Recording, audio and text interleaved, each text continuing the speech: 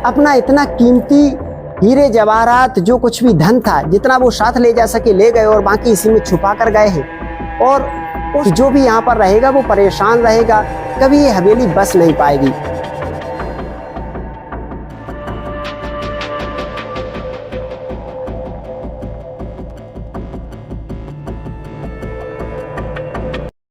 कहते हैं कि दो प्यार करने वालों की बद्दुआ जब किसी को लगती है तो वो उसे बर्बाद कर देती है। जिस प्रकार इंसानों की बद्दुआ लगती है, क्या उसी प्रकार जानवरों की, पशु पक्षियों की भी बद्दुआ लगती है? क्या दो प्यार करने वालों को सताना, उनके बीच दीवार बनना या उन्हें नुकसान पहुंचाना परमात्मा की दृष्टि में गलत है?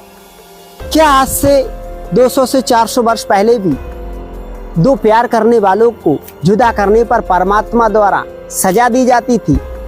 आज एक ऐसी रहस्यमय कहानी दो प्रेम करने वालों की और दो प्रेम करने वालों की श्राप की कहानी आज हम आपको बताने वाले हैं कि आप लोगों के पैरों तले जमीन खिसक जाएगी, आप लोगों की आंखों में आंसू आ जाएंगे।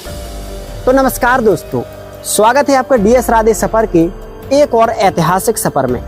आज के सफर में हम आपको लेकर के आए हैं एक ऐसी रियासत पर जिसे दो पक्षियों के प्रेम की बद्दुआ ने वीरान बना दिया। यानी कि दो पक्षी जो आपस में बेइंतहा प्यार किया करते थे, उनकी बद्दुआ जब इस हवेली के मालिक ने, यानी कि इस हवेली के जो मालिक हुआ करते थे, जो राजा हुआ करते थे, उन्होंने ली तो उन पक्षियों ने बद्दुआ दी तो ये वीरान हो गई, खंडर हो गई और आज इसके अंदर कोई नहीं जाता। आ जाइए पहले हम इसे देखते हैं बाहर से। सबसे पहले आप यहाँ पर देखोगे तो 3 मंजिला इसके दरवाजे बने हुए हैं, काफी सुंदर छोटे छोटे मेहराब हैं। उस समय इस हवेली के मालिक जब इसके अंदर आते थे तो ऊपर उनकी रानियां, राजकुमारियां, दासियां खड़े होकर फूल बरसाया करती थी। द्वारे पर सैनिक बैठे रहा करते थे सुरक्षा को लेकर।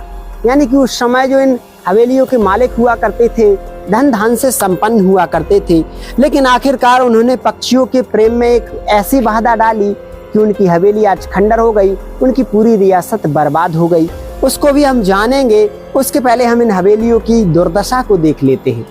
यहाँ पर आओगे तो काफी सुंदर नक्काशी बनावट उस समय की हमें दिखाई दे रही है और इसके अंदर काफी टूट फूट हो चुकी है, घास फूस आज है, कोई छत साबित नहीं बचा है, इसलिए इसके अंदर तो जाना बड़ा ही मुश्किल है।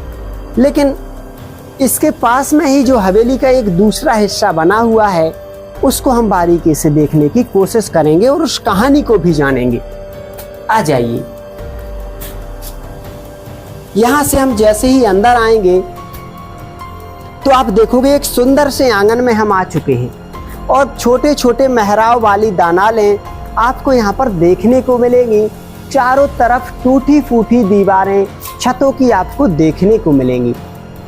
आज इसके कुछ ही जो छत हैं जो बचे हुए हैं, वर्तमान में इसकी स्थिति जो है इतनी दर्दनाक, इतनी दयापूर्ण है कि इसके अंदर आने से जो लोग बाग डरते हैं तो बाहर से इसके ऊपर अपनी दया भी दिखाते हैं। हवेली के बीचों बीच में आप देखोगे तो यहाँ पर एक कुइया, यानी कि उस समय पानी की सुविधा के लिए कुआं बनाया गया था, जो आज जाल जिस पर डला हुआ है और जिसकी गहराई का कोई पता नहीं। यहाँ पर आप देख सकते हो, यहाँ पर दो प्रेमी पक्षियों की कहानी हम आपको बताने वाले हैं। दोस्तों, बात करें इस हवेली के मालिक की तो इस हवेली के मालिक थे सेठ प्रेमचंद और उनकी पत्नी जिनका नाम था चंचला देवी। दोस्तों, जो सेठ प्रेमचंद हुआ करते थे वो सभी से प्रेम किया करते थे, चाहे वो इंसान हो, चाहे पशु पक्षी हो या जानवर हो। शायद इसी वजह से भगवान ने उन्हें खूब सारा धन दौलत दिया था। लेकिन जो रानी चंचला थी, जो उनकी पत्नी थी सेठानी, वो चंचल मन की हुआ करती थी, उनका मन एक जगह स्थिर नहीं हुआ करता था। आज से लगभग 300 से 400 वर्ष पूर्व की बात है, जब सेठ प्रेमचंद इस हवेली में रहा करते थे तो बहुत सारी इमारतें यहाँ पर बनी हुई थी। इतना धन था सेठ के पास कि राजाओं को ये पैसा उधार दिया करते थे। लेकिन आपने अक्सर देखा होगा कि जो कुएं बावड़ी वगैरह होते हैं तो उनमें अक्सर कबूतर पक्षी अपना डेरा बना लेते हैं, बसेरा बना लेते हैं। ऐसा ही इस कुएं में एक दर्दनाक कहानी छुपी हुई है। बताया जाता है कि इस कुएं में एक कबूतर पक्षी ने अपना बसेरा बनाया था और कबूतर पक्षी इस कुएं में रहते रहते कब सेठ प्रेमचंद की हवेलियों में अपना बसेरा बना लेता है, इसकी किसी को भनक भी नहीं लगती। सेठ प्रेमचंद जब ये देखता है कि कबूतर पक्षी ने अंडे दिए हैं और वो हमारी हवेली में रहता है, तो उनको सुबह शाम दाना पानी भी रख देता, उनसे बड़ा प्रेम करता। सेठ प्रेमचंद बार बार अपनी पत्नी चंचला से कहता कि पशु पक्षियों को कभी भूखा मत रहने देना, अक्सर इनका ध्यान रखना, क्योंकि पशु पक्षी भगवान का रूप होते हैं। पशु पक्षियों का कोई आकार नहीं होता, लेकिन दिल के वो बड़े साफ होते हैं। उनके दिल से दुआ निकलती है तो वो परमात्मा को स्वीकार होती है, और बद्दुआ निकलती है तो वो भी और बद्दुआ निकलती है तो वो भी परमात्मा को स्वीकार होती है। इसलिए पशु पक्षियों की कभी बद्दुआ मत लेना। रानी चंचला पशु पक्षियों से बड़ा नफरत किया करती थी। तब सेठानी जो चंचला थी वो कहती हैं कि सेठ जी, आप इन पशुओं को, इन पक्षियों को हमारी हवेली से बाहर क्यों नहीं निकाल देते, क्योंकि मैं यहाँ पर रहती हूँ, यहाँ पर बीट कर देते। बीट उसे बोला जाता है जैसे कि पशु पक्षी मल त्यागते हैं, तो कहती है कि यहाँ पर बीट कर देते हैं, मुझे घृणा होती है, मैं साफ सफाई से रहना चाहती हूँ, मैं पशु पक्षियों के बीच नहीं रहना चाहती।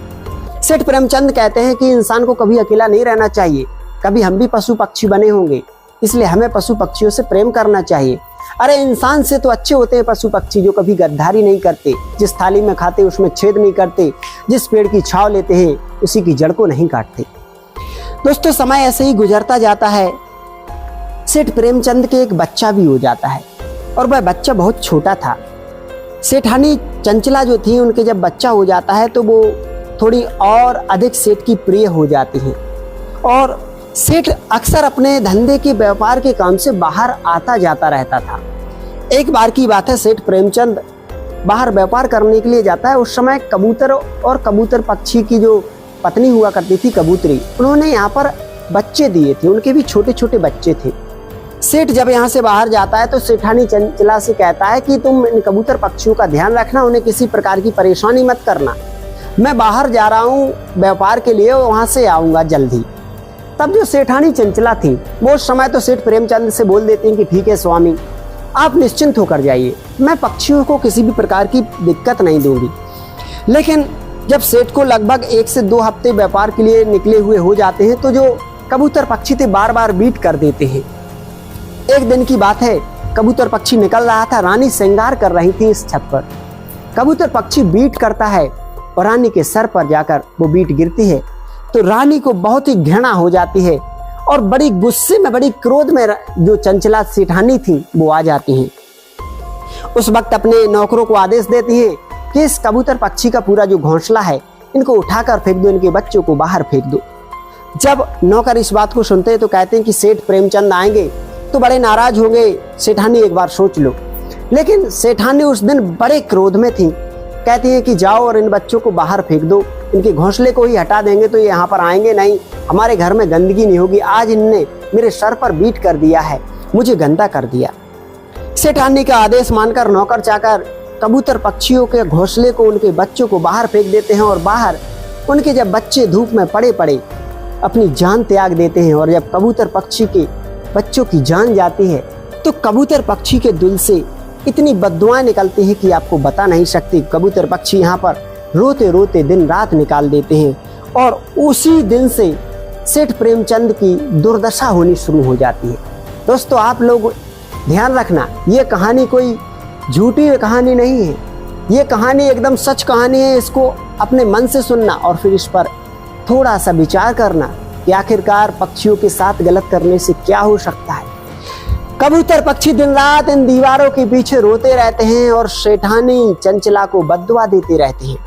सेठानी चंचला का जो बच्चा था वो इतना बुरी तरीके से बीमार होता है कि आसपास के सारे वैद्य हकीम परेशान हो जाते हैं। सेठ का बहुत भारी पैसा खर्च हो जाता है, लेकिन बच्चे में कोई सुधार नहीं आता। जब काफी समय हो जाता है तो सेठ प्रेमचंद यहाँ पर आते हैं, देखते हैं कि उनके बच्चे की ऐसी दुर्दशा। तो सेठ प्रेमचंद यहाँ पर कहते हैं कि सेठानी, आखिर ऐसा क्या हुआ कि हमारे बच्चे की ऐसी दुर्दशा हो गई, आखिरकार हमने ऐसा किसी का क्या बिगाड़ा। तब सेठानी को अपनी गलती का एहसास हो जाता है। सेठानी कहती हैं कि सेठ जी, मुझसे एक गलती तो हो गई है, मैंने कबूतर पक्षियों के बच्चों को, उनके घोंसले को बाहर फेंकवा दिया, क्योंकि उन्होंने मेरे सर पर बीट कर दी थी, अपना मल त्याग दिया था। मुझे क्रोध आ गया और क्रोध के आवेश में आकर मैंने उनके साथ ऐसा किया। तब सेठ प्रेमचंद कहते हैं कि रानी, तुमने बड़ा बुरा किया।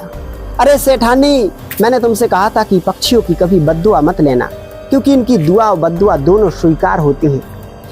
तब सेठ कहते हैं कि अब तो हमें परमात्मा और वो पक्षी ही बचा सकते हैं। तब सेठ उन पक्षियों के पास जाते हैं, पक्षियों से मिन्नतें करते हैं, भगवान के दरबार में माथा पीटते हैं। पक्षियों को सेठ पर दया तो आ जाती है, लेकिन पक्षियों की बद्दुआ जो इस पर तक पहुंच चुकी थी।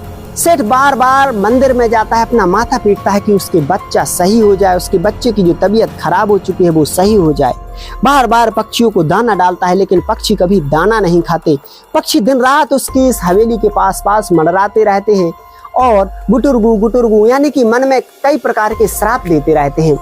और लोग बाग बताते हैं कि पक्षी जब तक इस हवेली को छोड़कर सेठ और सेठानी चंचला चले नहीं गए, तब तक इस हवेली के आसपास मंडराते रही और आखिरकार ये हवेली खंडित हो गई और सेठ का आज तक कोई आता पता नहीं, उनका बच्चा सही भी हुआ क्या हुआ ऐसा कुछ लोगों को पता भी नहीं। लेकिन लोग बाग बताते हैं कि सेठ प्रेमचंद और सेठानी चंचला को इस हवेली को छोड़ना पड़ा था। उसके बाद कई लोगों ने इस हवेली पर कब्जा जमाया, कई लोगों ने रहने की कोशिश की, लेकिन जो भी यहाँ रहा वो बड़ा ही दुखी रहा, बीमार रहा, कई तरह की समस्याएं उसे आईं। और लोग बाग बताते हैं कि इसके बाद लोगों ने यहाँ पर रहना ही छोड़ दिया। और लोग बाग बताते हैं कि इस हवेली को कबूतर पक्षियों का श्राप लगा है, उसी वजह से आज ये हवेली इतनी बुरी तरीके से खंडर हो चुकी है, वीरान हो चुकी है। दोस्तों, दो प्रेम करने वाले जोड़े, चाहे वो पशु पक्षी हो चाहे इंसान हो, कभी किसी को जुदा नहीं करना चाहिए, कभी किसी के बच्चों को ठेस नहीं पहुंचाना चाहिए। क्रोध हर एक व्यक्ति को आता है, लेकिन क्रोध का अंजाम क्या हो सकता है इस पर भी विचार करना चाहिए। पशु पक्षी ईश्वर को बड़े प्यारे होते हैं क्योंकि उनका मन साफ होता है। देख सकते हो दोस्तों, बताया जाता है कि इस कुएं में सेठ और सेठानी ने अपना इतना कीमती हीरे जवाहरात जो कुछ भी धन था, जितना वो साथ ले जा सके ले गए और बाकी इसी में छुपा कर गए हैं। और उस समय से आज तक इस बावड़ी इस कुएं के अंदर कई लोगों ने कोशिश की, लेकिन कोई भी निकाल नहीं सका। कुछ लोग तो यहाँ तक बताते हैं कि कबूतर पक्षी मरने के बाद भी यहाँ पर उनकी आत्माएं घूमती हैं, यानी कि एक श्राप दिया है कबूतर पक्षियों ने कि जो भी यहाँ पर रहेगा वो परेशान रहेगा, कभी ये हवेली बस नहीं पाएगी, जिसकी वजह से आज ये हवेली खंडर के रूप में दिखाई दे रही है। देख सकते हो कितनी डरावनी दीवारें दिखाई दे रही हैं और कितना बुरा मंजर यहाँ पर है। एक समय यहाँ पर सेठ के लोग बैठे ही रहा करते थे। काफी सुंदर छत 400 वर्ष पुराना हमें नजर आ रहा है और देख सकते हो इसके अंदर की दुर्दशा क्या कुछ आज हो चुकी है। दिन में भी यहाँ पर लोग आने से डरते हैं, क्योंकि श्राप चाहे कोई भी हो, बताया जाता है कि आज से 400 से 500 वर्ष पूर्व लोगों की श्राप, यानी कि लोग जब बद्दुआ दिया करते थे तो वो बद्दुआ मान्य हुआ करती थी। उस समय लोग बात गलत करने से डरते थे क्योंकि श्राप लगा करते थे, लेकिन आज लोग एक दूसरे का गलत करने से एक बार भी नहीं सोचते। आज परमात्मा का खौफ खत्म हो रहा है। ऐसा नहीं है कि अगर हम किसी का गलत करते हैं तो हमारे साथ गलत ना हो, लेकिन लोगों को खौफ ही नहीं रहा, ईश्वर का डर नहीं रहा, जिसकी वजह से आज ये दुनिया बहुत ही बेदर्द और बहुत ही लालची होती जा रही है, जिसका अंजाम भविष्य में हमें जरूर भुगतना पड़ेगा। दोस्तों, आज हमने देखा एक ऐसी हवेली को जो पक्षियों की वजह से, पक्षियों की बद्दुआ की वजह से वीरान हो चुकी है। आप लोगों को ये हवेली, ये कहानी कैसी लगी कमेंट में जरूर बताएं। हम फिर से एक और ऐतिहासिक विरासत के साथ आपसे मिलते हैं। तब तक के लिए अपना ध्यान रखें।